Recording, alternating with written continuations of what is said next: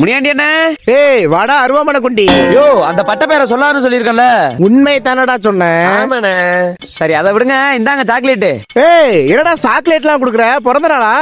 பிறந்த நாளா? வர சித்திரை மாசம் எனக்கு கல்யாணம்னே. ஏய் என்னடா சொல்ற? உனக்கு 23 வயசு தான்டா ஆகுது.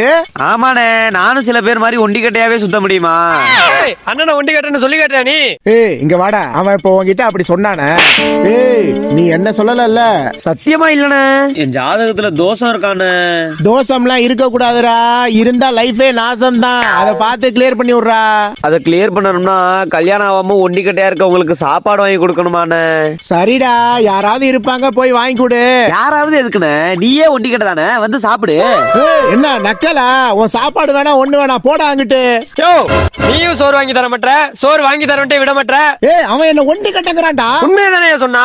நான் வரண்டா, எனக்கு வாங்கிக்குறா.